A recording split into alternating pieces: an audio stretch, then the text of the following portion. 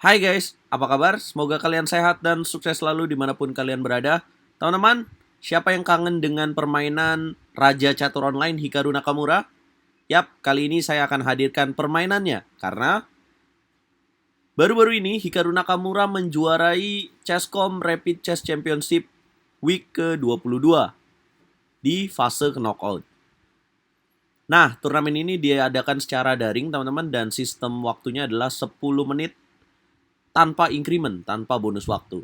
Nah, di salah satu partai terbaiknya, ini pilihan RL Chess, Hikaru Nakamura berhasil menumbangkan juara dunia catur cepat termuda sepanjang sejarah, teman-teman, yaitu Abdusattorov Nodirbek.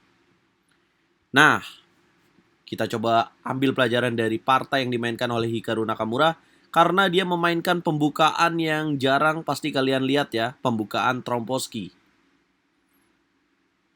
Dan inilah pentingnya persiapan sebelum bertanding, teman-teman. Hikaru Nakamura memulai dengan langkah D4 dan dijawab kuda ke petak F6 dan gajah G5. Nah, gajah G5 inilah yang dikenal dengan langkah pembukaan Tromposki Tek. Setelah gajah G5, Abdusattorov menjawab dengan langkah D5. Putih E3, hitam C5. Kemudian putih pion D makan C5. Nah, ini kalian bisa lihat bahwa langsung hitam dikatakan unggul setelah putih memakan pion D C5. Nah, sebenarnya guys, pilihan setelah hitam menjalankan C5, putih yang paling banyak dimainkan adalah gajah ke petak F6. Kemudian yang kedua C3, yang ketiga kuda C3. So ini langkah yang bukan menjadi tiga pilihan utama dalam pembukaan Tromposki. Tapi ya inilah seperti yang saya singgung di awal guys, bahwa ini persiapannya dari Hikaru Nakamura. Pion D makan C5, hitam E6. Langsung mengincar pion C5, putih dobrak dengan C4. Gajah C5, putih kuda C3. Hitam gajah ke petak B4, putih menteri B3. Hitam kuda ke petak C6. Nah, ini yang sangat menarik teman-teman. Bisakah kalian tebak apa langkah yang dimainkan oleh Hikaru Nakamura guys di langkah berikutnya? Congratulations kalau kalian bisa menebak langkah berikutnya. Karena langkah berikutnya pasti juga sulit ditebak oleh Abdusattorov ya. Dia memainkan langkah rokade panjang guys. Ya, rokade panjang sekaligus menghindari pinning dari gajah B4 dan sekarang ya, jadi putih yang menyerang pion D5 dan mempining menteri di petak D8. Setelah rokade panjang, hitam H6, putih gajah makan kuda, menteri makan gajah, kemudian pion C makan D5. Nah, setelah pertukaran ini, Hikaru Nakamura memiliki evolution bar yang jauh lebih tinggi dan dia dikatakan unggul dalam posisi ini. Pion E makan D5, kuda makan pion D5, menteri ke petak D6. Kuda makan gajah B4, menteri B4, menteri makan menteri, kuda makan menteri, dan putih A3. Yap, Hikaru Nakamura unggul satu pion dengan memiliki posisi yang juga cukup bagus guys. Kuda ke petak C6, Hikaru Nakamura gajah ke petak B5.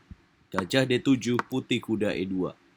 A6, gajah pukul kuda, gajah makan gajah F3. Hikaru Nakamura memilih memegang kuda ya guys. Dan yang perlu kita lakukan ketika unggul dengan satu pion ini adalah memaintain keunggulan ini guys. Menjaga keunggulan ini hingga mengkonversikannya menjadi sebuah kemenangan. Abdusattorov menjawab dengan raja ke petak E7, putih kuda D4. Gajah ke petak D7. Menjaga kuda ke petak F5, putih raja D2. Yap, ini sangat penting.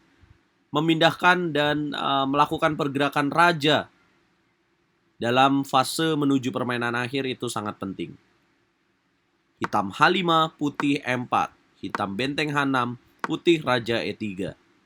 Hitam benteng ke petak B6, putih B3. Hitam A5, putih benteng C1, hitam gajah ke petak E6. Mengancam pion B3, dijaga benteng C3, hitam benteng D8. Benteng ke petak D1, hitam G5. Putih benteng D3, hitam benteng C8. Yap, malah hitam yang nggak sabar ya di sini karena bingung juga nih Abdusattorov. Kalian bisa melihat bahwa keindahan permainan posisi yang dimainkan oleh Hikaru Nakamura, kudanya sangat kuat dan di sini unggul dengan satu pion nyaman sekali guys. Yang harus dilakukan Hikaru Nakamura mungkin adalah memaksimalkan keunggulan ini, mungkin selanjutnya dengan G3 dan F4 kemudian menyerang gajah di petak E6 ini. Apa jawaban Hikaru Nakamura? Yap, dia memilih pastinya melakukan pertukaran benteng. Malah ini ibarat ngongkosin ya buat dia karena Hikaru Nakamura yang unggul tapi malah hitam yang pengen menyederhanakan permainan. Gajah makan benteng, benteng ke petak C3. Abdusattorov gajah ke petak E6, putih benteng C5.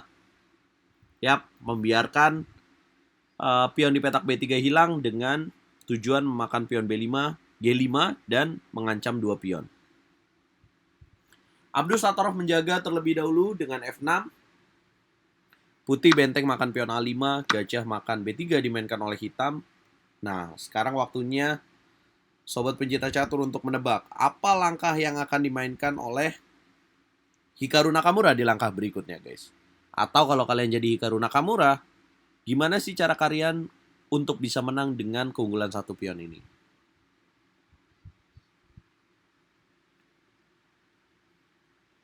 Congratulations kalau kalian menjalankan langkah H4. Boom. Apa tujuannya? Ya, karena langkah H4 paksaan, kalau nggak dimakan, malah putih yang akan makan pion G5-nya. Abdusattorov pion G makan H4, putih benteng makan H5, gajah ke petak F7, benteng kembali ke petak B5. Nah, di sini menarik karena Hikaru Nakamura tidak memakan pion di petak H4.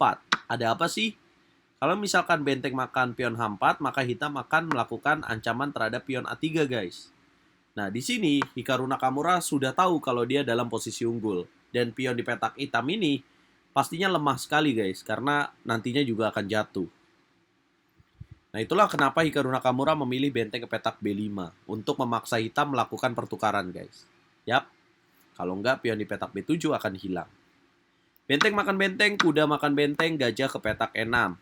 Yap, raja naik ke petak D4, H3, pion G makan H3, gajah H3. Putih F4, hitam gajah G2. Putih kuda C3, hitam raja E6. Putih F5 skak, raja ke petak E7. Putih A4, gajah ke petak F1, dorong pion A5, hitam raja F7. Yap, kalian butuh tempo untuk bisa menang, guys. Dan di sini Hikaru Nakamura raja ke petak C5, raja ke petak E7, kuda D5 skak, raja F7, kuda ke petak B4.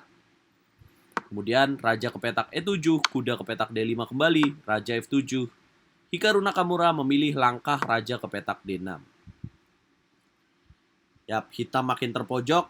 Gajah D3 dimainkan Abdusattorov. Hikaru Nakamura kuda ke petak C3. Hitam gajah C4, putih kuda A4. Hitam gajah D3, kuda C5, gajah C2, raja C7. Langkah ke-51. Abdusattorov juara dunia catur cepat termuda sepanjang sejarah menyerah di tangan Raja Catur Online. Ya, ini merupakan permainan yang cukup indah bagaimana Hikaru Nakamura menjaga keunggulan satu pion dan mengkonversikannya menjadi sebuah kemenangan. Bisa kita jadikan pelajaran, guys, bahwa main catur itu ya kadang-kadang kalau lawan kita sekuat ini ya, kita bisa memaksimalkan dengan hanya keunggulan satu pion, guys. Nah, inilah yang terjadi. Hikaru Nakamura sampai minggu ke-22 masih memimpin turnamen Chesscom Rapid Chess Championship 2022, guys. Ya, karena nggak ada nama Magnus Carlsen nih di turnamen ini. Nah, menurut kalian apakah semua akan Hikaru Nakamura pada waktunya untuk turnamen ini? Apakah dia terlalu kuat untuk catur online? Coba komen dan jangan lupa bantu aku dengan cara like, share, komen, dan subscribe. Dukung terus Pecaturan Indonesia, dukung terus Herald Chess, Catur Yes, Indonesia Jaya, bosku.